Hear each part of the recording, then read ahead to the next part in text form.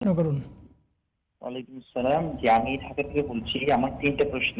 জি, প্রথম প্রশ্নটা হচ্ছে, প্রচলিত যে ব্যাংকিং ব্যবস্থায় ক্রেডিট কার্ড ব্যবহার করা, এটার ইসলামী দৃষ্টিকোণটা কি? নাম্বার ২ হচ্ছে, আমরা যে ব্যাংক থেকে অনেকে লোন নেয় জি, বা ইসলামী ব্যাংকগুলো যে পদ্ধতিতে লোন দেয়, এই সিস্টেমটা ঠিক আছে কিনা?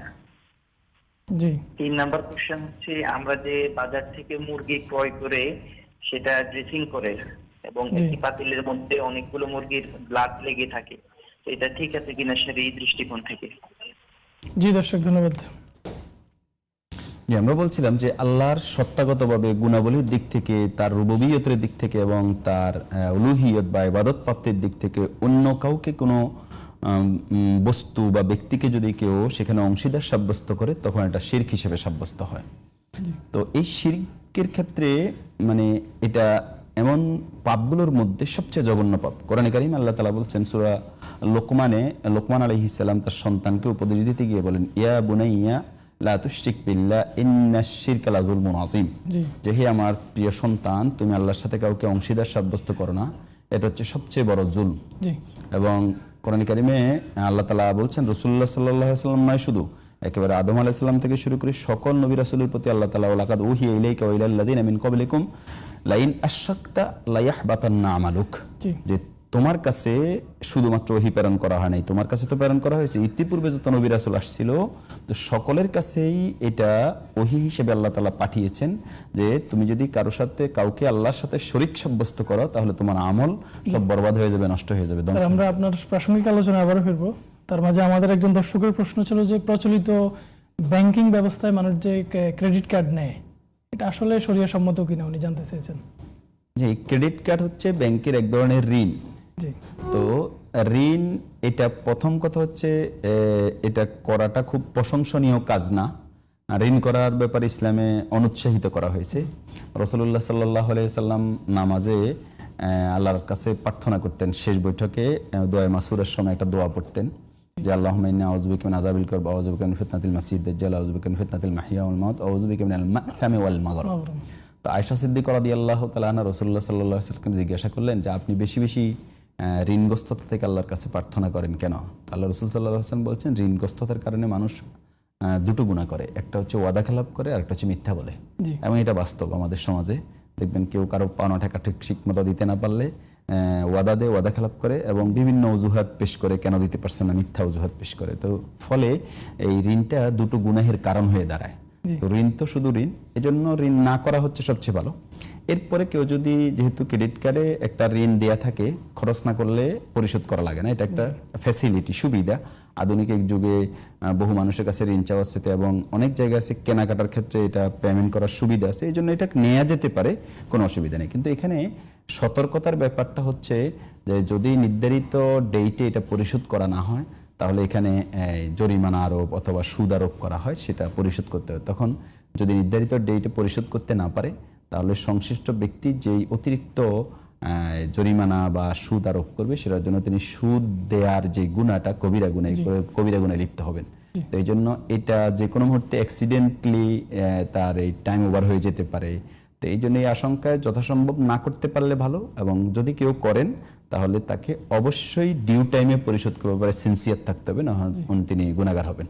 তো সেক্ষেত্রে এই ডিউ টাইম পার হওয়ার ক্ষেত্রে ইসলামী ব্যাংক, নন ইসলামী ব্যাংক আমার জানা মতে সবগুলোতেই সেম নিয়ম। জি, তবে ইসলামী ব্যাংকগুলো থেকে করলে সুবিধাটা হচ্ছে যে এখানে যে সকল ইসলামিক পদ্ধতি, যেখানে এই সহযোগিতাটা আপনি কেনাকাটা করছেন, আপনার টাকাটা আপনি ইসলামিক ব্যাংকিংকে সহযোগিতা করছেন। জি, আর সুদভিত্তিক ব্যাংক থেকে করার অর্থ হচ্ছে আপনি সুদভিত্তিক ব্যাংকে সহযোগিতা করছেন। এটাও কোরআনে কারিমের একটা বক্তব্য আছে, সূরা মায়দা আল্লাহ তাআলা বলছেন তাআওয়ানু আলাল বিররি ওয়াত তাকওয়া ওয়া লা তাআওয়ানু আলাল ইসমি ওয়াল উদওয়ান, যে সীমালঙ্ঘন এবং গুনাহের কাজে তোমরা সহযোগিতা করো না পরস্পরকে, বরং তাকওয়া এবং নেক কাজে পরস্পরকে সহযোগিতা করো। এই জন্য যথাসময়ে পরিশোধ করার সিনসিয়ারিটি থাকলে নেওয়া যেতে পারে।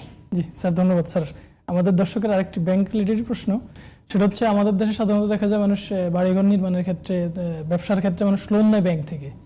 তো এটা আসলে শরীয়ত সম্মত কিনা বা শরীয়ত সম্মত কোনো পন্থা আছে কিনা লোন নেওয়ার সম্পর্কে যদি একটু বলতেন। দেখেন, লোন নেয়ার উনি তো সাধারণভাবেই কোশ্চেন করেছেন, কারণ আমাদের দেশে ঘর বাড়ি বানানোর ক্ষেত্রে ইসলামী ব্যাংকগুলো এক ধরনের লোন দেয়, জি যেটা হচ্ছে এই লোনটা হচ্ছে এক ধরনের দ্রব্য কিনে দেয়া বা নগদ অর্থ দিয়ে এই ঘর বানিয়ে দেওয়ার জন্য। এটা জায়েজ, বেচা বিক্রি এবং ভাড়ার ভিত্তিতে, যেমন এটা ইসলামী ব্যাংকের এটার পরিভাষা হচ্ছে HPSM, জি হায়ার পারচেস আন্ডার শিরকাতুল মিল্ক, মিল্ক। যে দুই পক্ষের অংশীদারিত্বের ভিত্তিতে এখানে কেনা বেচাও হয়, আবার পাশাপাশি ভাড়ার ভিত্তিতে এখানে আয় থেকে দায় শোধের একটা প্রক্রিয়া থাকে, এবং এগুলোর ডিটেইলস পদ্ধতি ব্যাংকিং ইসলামী ব্যাংকিংগুলোতে আছে। এটা জায়েজ। কিন্তু সুদভিত্তিক যেই লোন নিয়ে আমরা ঘরবাড়ি করি, তো পৃথিবীতে আমাদের বেঁচে থাকার জন্য কতটুকু ঘরবাড়ি প্রয়োজন, এর চেয়ে বরং আমরা গুনাহে লিপ্ত হওয়া, এটা কিন্তু আমরা কবিরা গুনাহে লিপ্ত হব। এই জন্য সুদ দেয়া, সুদ নেয়া এবং সুদের সাক্ষী থাকা, সুদের সাথে সংশ্লিষ্ট লেখক হওয়া, এই সব ধরনের অপরাধকে রাসূলুল্লাহ সাল্লাল্লাহু আলাইহি ওয়াসাল্লাম লানত করেছেন। লানাল্লাহু আকিলার রিবা ও মুকিলা ও শাহিদাই ও কাতিবাহু ও শাহিদাই। এই জন্য এখান থেকে আমাদের বিরত থাকা উচিত। এটা কবিরা গুনাহে তিনি গুনাহগার হবেন। জি স্যার, ধন্যবাদ স্যার। আরেকটি প্রশ্ন ছিল যে আমাদের দেশে বাজার থেকে মুরগি ক্রয় করলে মানুষ ড্রেসিং করে, ড্রেসিং এর মেশিন আছে, তো এক্ষেত্রে ওই মেশিনে ড্রেসিং করে মুরগি খাওয়া কি আসলে জায়েজ হবে, বা এটা কি কোনো ক্ষতি হবে কিনা? এটা ওলামায়ে কেরাম, এটা একটা আধুনিক মাসালা, যে বিশেষ করে গরম পানিতে সিদ্ধ হওয়ার সময় মুরগির নাড়ি বুড়ি সব মুরগির ভিতরে থাকে, এবং একই পানিতে অনেকগুলো মোরগ মুরগিকে চুবিয়ে সেগুলোকে সিদ্ধর মতো করে আবার ড্রেসিং মেশিনে দেওয়া হয়। তো এটা একটা নোংরা কিছুটা, তবে এটা হারামের কোনো উপাদান এখানে নাই। এটা হারাম হবে না, খাওয়া জায়েজ হবে, কিছুটা অপছন্দনীয়। এটা না করে বাসা বাড়িতে নিজেদের পরিষ্কার পরিচ্ছন্নতার সাথে ঠিক করতে পারলেই সুবিধা। কিন্তু একান্ত সমস্যা হলে এখানে করা যেতে পারে, খাওয়া যাবে, কিন্তু হারাম হবে না, অপছন্দনীয় কিছুটা। স্যার ধন্যবাদ। স্যার আরেকজন দর্শক যুক্ত হচ্ছেন। আসসালামু আলাইকুম ওয়া রাহমাতুল্লাহ। দর্শক আপনার পরিচয় দিয়ে প্রশ্ন করুন। ওয়ালাইকুম সালাম। আসসালামু আলাইকুম হুজুর। ওয়ালাইকুম আসসালাম। জি হুজুর, মাসুম কুমিল্লা ধর্মপুর থেকে। জি মাসুম ভাই, প্রশ্ন করুন। একটি প্রশ্ন হলো পবিত্র কোরআন থেকে সূরা নিসা আয়াত 142 অধ্যায় 4, সূরা নিসা আয়াত 142। জি মুনাফিকরা যখন নামাজ আদায় করে তারা অলসভাবে নামাজে দাঁড়ায়, তারা লোক দেখানোর জন্য নামাজ পড়ে। জি মুনাফিকরা যখন নামাজ আদায়ের সময় তারা অলসভাবে নামাজে দাঁড়ায়, এর মানে কি পবিত্র কোরআন কি বলতেছে এই আয়াতে, সূরা নিসা আয়াত 142? আসসালামু আলাইকুম। জি দর্শক ধন্যবাদ। স্যার আমাদের নিয়মিত দর্শক মাসুম ভাই, আমার প্রশ্ন ছিল যে মুনাফিকরা যখন নামাজে দাঁড়ায় তখন অলসভাবে দাঁড়ায়, পবিত্র কোরআনের আয়াতের উদ্ধৃতি দিয়ে বলেছেন, এ সম্পর্কে উনি জানতে চেয়েছেন আসলে এখানে কি বোঝানো হয়েছে। সূরা নিসা এখানে আল্লাহ তাআলা বলছেন ওয়াইদা কামু ইলাস সালাতে কামু কুসালা ইউরাউনান নাস, যে মুনাফিকরা যখন নামাজে দাঁড়ায় তো তখন তারা হেলে দুলে অলসতার সাথে দাঁড়ায়, এবং তারা মানুষকে দেখানোর জন্য মূলত নামাজ পড়ে। তো এখানে নামাজের মৌলিক যে বিষয়টা হচ্ছে, নামাজ দুটো জিনিস নামাজের মধ্যে থাকতে হবে ইবাদত কবুল হওয়ার জন্য। একটা হচ্ছে ইখলাস, আল্লাহর সন্তুষ্টি, নিয়তটা আল্লাহর জন্য হতে হবে, আর দ্বিতীয়ত হচ্ছে সুন্নাতে রাসূল সাল্লাল্লাহু আলাইহি ওয়াসাল্লামের অনুসরণে নামাজটা হতে হবে। তো বাহ্যত তারা নামাজে দাঁড়ায়, তারা মনে বুঝাতে চায় যে তারা নামাজ পড়তেছে, মূলত তাদের সেখানে আল্লাহর উদ্দেশ্যে তারা নামাজ পড়ে না, ইউরাউনান নাস, তারা মানুষকে দেখানোর উদ্দেশ্যে নামাজ পড়ে। এবং কোরআনে কারিমে আমাদের দেশে এই সূরাটা আমাদের ম্যাক্সিমাম মানুষই, মুসলমানরা সবাই পারে, সূরা মাউনের ভিতর আছে যে ফাওয়ালুল লিল মুসাল্লিন আল্লাযীনা হুম আন সালাতিহিম সাহুন ওয়াল্লাযীনা হুম ইউরাউনা ওয়া ইয়ামনাউনাল মাউন। তো যারা মানুষকে দেখানোর উদ্দেশ্যে নামাজ পড়ে তাদের জন্য ধ্বংস। তো তাহলে মুনাফিকরা মূলত দেখানোর উদ্দেশ্যে নামাজ পড়ে যে আমি নামাজি, কারণ কোরআন কারিমে মুনাফিকদের চরিত্রের অনেকগুলো দিক উল্লেখ করা হয়েছে। এর মধ্যে তারা মুসলমানদের সাথে গেলে যায় বলে যে আমরা মুসলিম,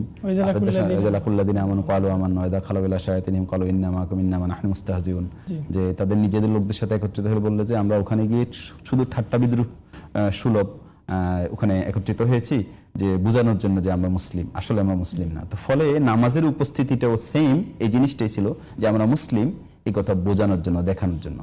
আর দাঁড়ানোর ক্ষেত্রে তাদের নিয়তের বিশুদ্ধতা যদি কারো থাকে, তো তাহলে তার ইবাদত করার ক্ষেত্রে যেটা ইহসান বলা হয়, আন তা'বুদাল্লাহা কাআন্নাকা তারাহু ফাইন লাম তাকুন তারাহু ফাইন্নাহু ইয়ারাক। সহিহ বুখারীতে হাদিস আসছে যে আল্লাহর রাসূল সাল্লাল্লাহু আলাইহি ওয়াসাল্লাম বলছে ইহসানের সাথে ইবাদত করার জন্য, যে এমন ভাবে ইবাদত করা যে আল্লাহ তাআলাকে তিনি দেখছেন, অথবা অন্ততপক্ষে এতটুকু অনুভূতি তার ভিতরে কন্টিনিউ থাকা যে আল্লাহ তাকে দেখছেন। তো মুনাফিকদের যেহেতু দেখানোটা মূল উদ্দেশ্য, তো ফলে একটু হেলে দুলে দাঁড়ায়, যেখানে ইখলাস থাকে না, নিয়তের বিশুদ্ধতাটা থাকে না। জি স্যার ধন্যবাদ। স্যার বিরতির পর আমরা আবার আপনার কাছ থেকে শুনবো। সুপ্রিয় দর্শক, আপনারা দেখছেন বিআরবি কেবলস নিবেদিত জিজ্ঞাসা ও জবাব অনুষ্ঠান, powered by BRB hospitals limited. সময় হলো একটি বিরতির পর আমরা আবারও ফিরে আসবো, ততক্ষণে আমাদের সাথেই থাকুন। সুবহানাল্লাহি।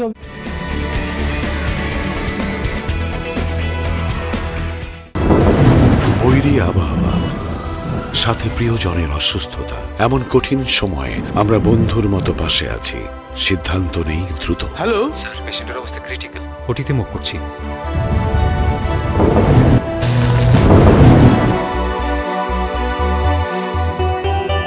হাজারো প্রতিকূলতার মাঝে বিশ্বের সর্বাধুনিক প্রযুক্তি আর আন্তরিক সেবা নিয়ে আমরা তৈরি।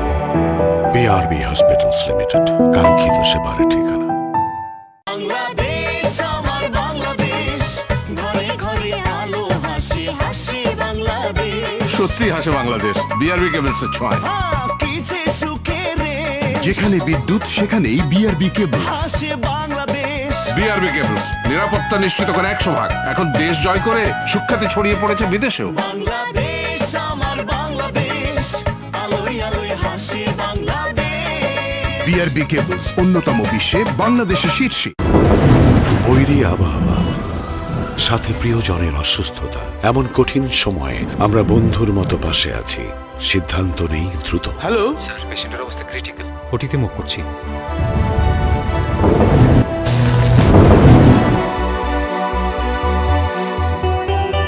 হাজারো প্রতিকূলতার মাঝে বিশ্বের সর্বাধুনিক প্রযুক্তি আর আন্তরিক সেবা নিয়ে আমরা তৈরি। বিআরবি হসপিটালস লিমিটেড, কাঙ্ক্ষিত সেবার ঠিকানা। বাংলাদেশ আমার বাংলাদেশ, ঘরে ঘরে আলো হাসি হাসি বাংলাদেশ। সত্যি হাসে বাংলাদেশ, বিআরবি কেবলস এর ছোঁয়ায়।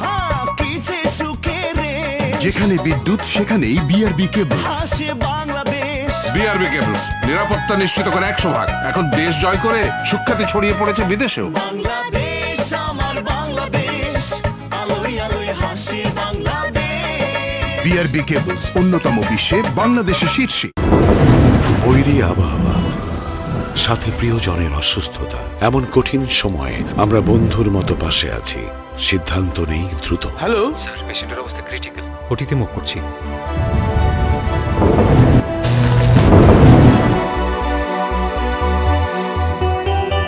হাজারো প্রতিকূলতার মাঝে বিশ্বের সর্বাধুনিক প্রযুক্তি আর আন্তরিক সেবা নিয়ে আমরা তৈরি। বিআরবি হসপিটালস লিমিটেড, কাঙ্ক্ষিত সেবার ঠিকানা।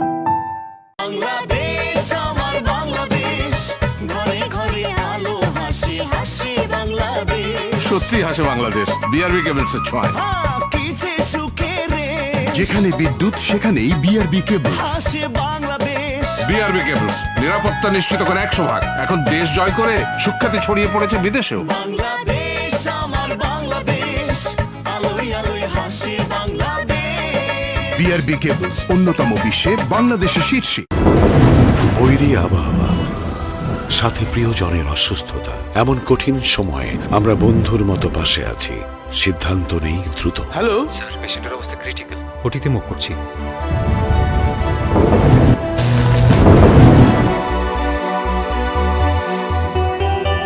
হাজারো প্রতিকূলতার মাঝে বিশ্বের সর্বাধুনিক প্রযুক্তি আর আন্তরিক সেবা নিয়ে আমরা তৈরি। বিআরবি হসপিটালস লিমিটেড, কাঙ্ক্ষিত সেবার ঠিকানা। বাংলাদেশ আমার বাংলাদেশ, ঘরে ঘরে আলো হাসি হাসি বাংলাদেশ। সত্যি হাসে বাংলাদেশ, বিআরবি কেবলস এর ছোঁয়ায়। কি যে সুখে রে, যেখানে বিদ্যুৎ সেখানেই বিআরবি কেবল। হাসে বাংলাদেশ। বিআরবি কেবলস, নিরাপত্তা নিশ্চিত করে 100 ভাগ। এখন দেশ জয় করে সুখ্যাতি ছড়িয়ে পড়েছে বিদেশেও। বাংলাদেশ আমার বাংলাদেশ, আলোয় আলোয় হাসি বাংলাদেশ। বিআরবি কেবলস অন্যতম বিশ্বে বাংলাদেশের শীর্ষে।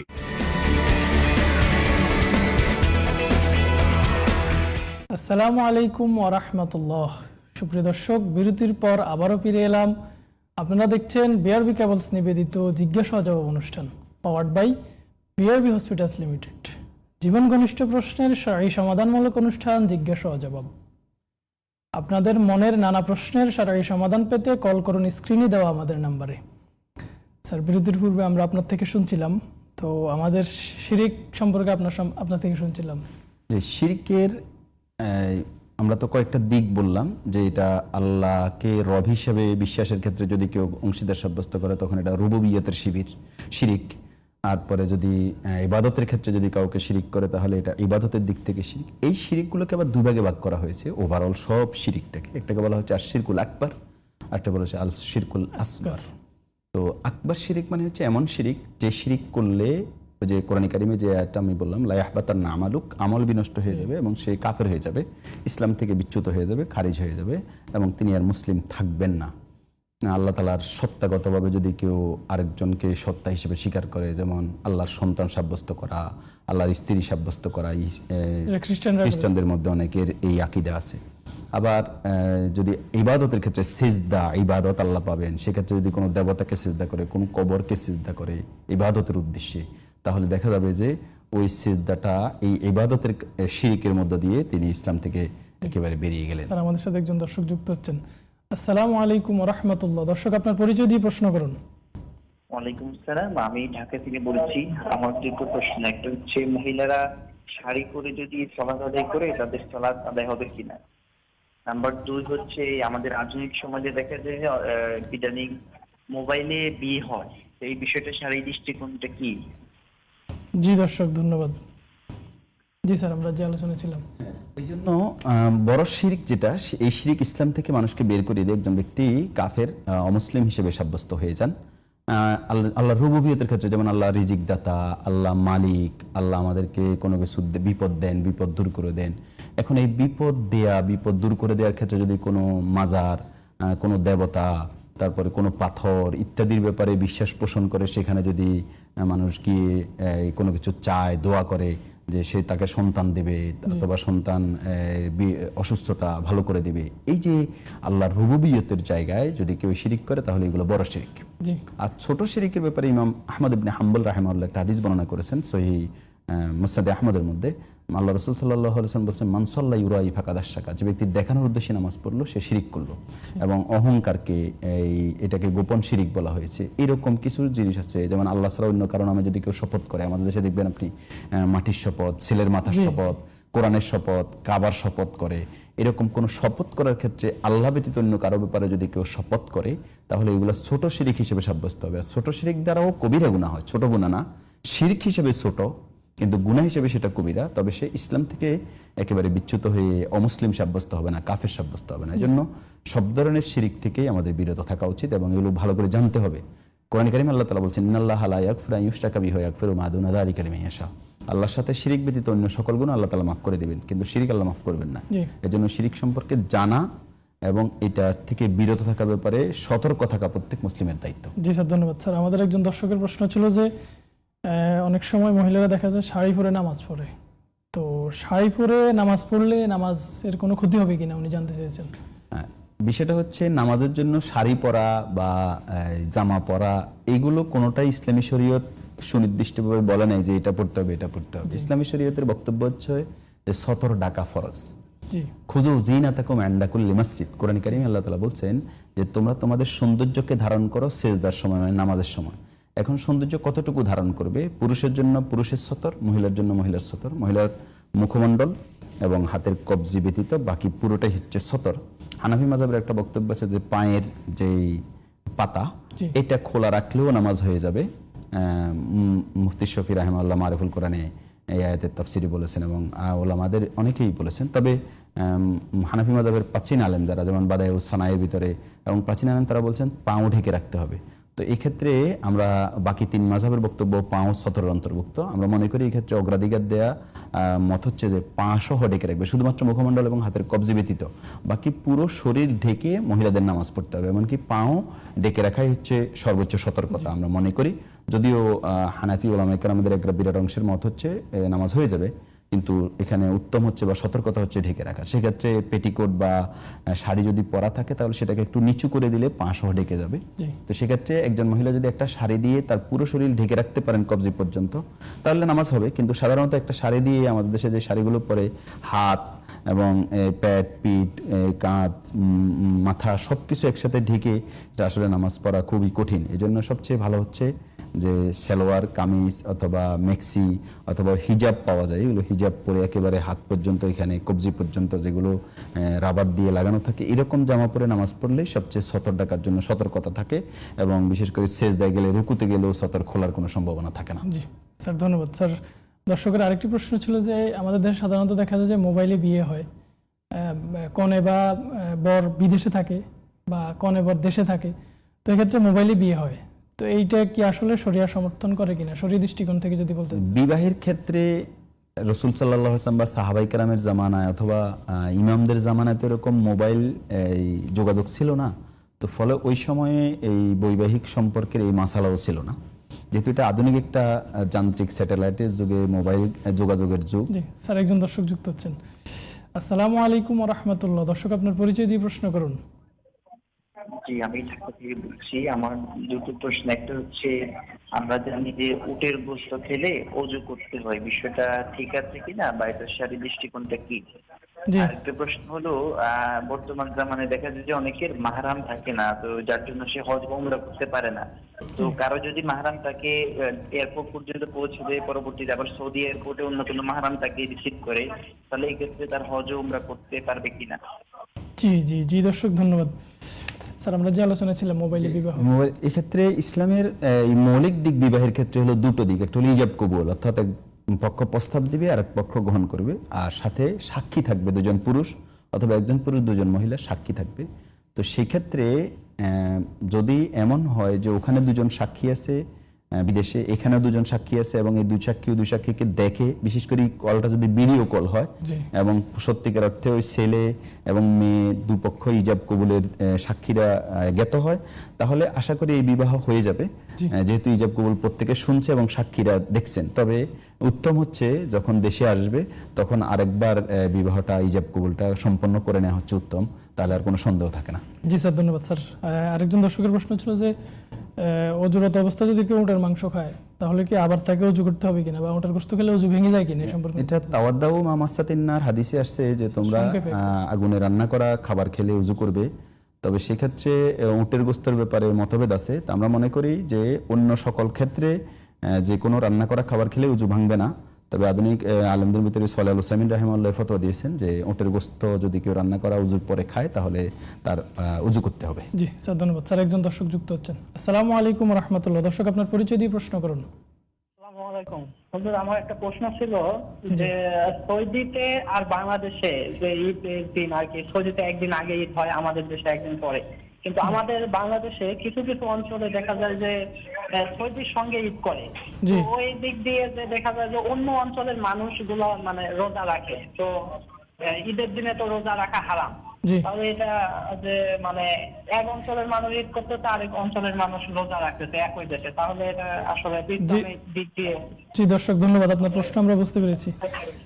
জি স্যার, একদম সংক্ষেপে আমাদের একজন দর্শকের প্রশ্ন ছিল যে এই মাহরাম ছাড়া হজ বা উমরা করা যায় না, তো অনেক ক্ষেত্রে দেখা যায় যে ওই সৌদি আরব থেকে যদি কোনো মাহরাম তাকে রিসিভ করে তাহলে কি ওই ক্ষেত্রে হজ বা উমরা করতে পারবে কিনা, একদম সংক্ষেপে স্যার। দেখেন, আলেমদের অধিকাংশের মত হচ্ছে মাহরাম ব্যতীত হজ এবং উমরা করা যায় না, এবং এটাই আমরা অগ্রাধিকার দিই।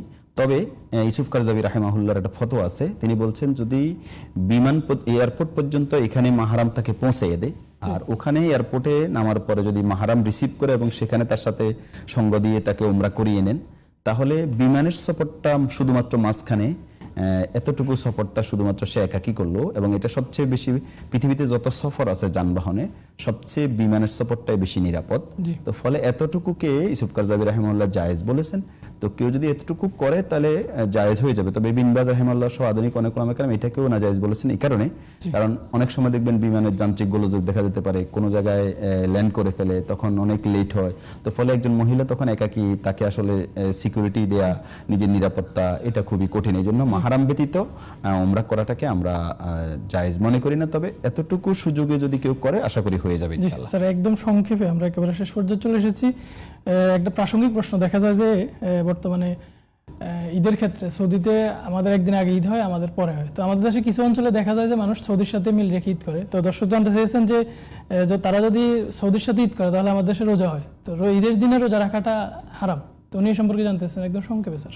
যে এটাকে আমরা সঠিক মনে করি না, তবে এটা এই প্রশ্ন সংক্ষেপে উত্তর দিলে আমাদের দর্শকরা কতটুকু পরিদীপ্ত হবে। তবে আমরা আমাদের সময়ের যেহেতু সংক্ষিপ্ততা আছে, আমরা মনে করি এটা ঠিক না, জি। বরং একই রাষ্ট্রে রাষ্ট্রীয় ঘোষণার আলোকে যেদিন সবাই ঈদ করে সেদিনই ঈদ করতে হবে, এছাড়া এটা সঠিক হবে না। জি স্যার, আপনাকে ধন্যবাদ কষ্ট করে এসে আমাদেরকে সময় দেওয়ার জন্য। আশা করছি আপনার কথাগুলোর দ্বারা আমাদের দর্শকরা উপকৃত হবে ইনশাআল্লাহ। ইনশাআল্লাহ, আল্লাহ তাআলা কবুল করুন। সুপ্রিয় দর্শক, আপনারা দেখছেন বিআরবি কেবলস নিবেদিত জিজ্ঞাসা জবাব অনুষ্ঠান powered by BRB hospitals limited. আমরা অনুষ্ঠানের একেবারে শেষ পর্যায়ে চলে এসেছি। আজকে বিদায় নেওয়ার পালা। আগামী দিন একই সময় একই টিভির পর্দায় হাজির হয়ে যাব। ততক্ষণে আল্লাহ রাব্বুল আলামিন আপনাদেরকে ভালো রাখুন। সুবহানাকাল্লাহুম্মা ওয়া বিহামদিকা আশহাদু আল্লা ইলাহা ইল্লা আনতা আস্তাগফিরুকা ওয়া আতুবু ইলাইক।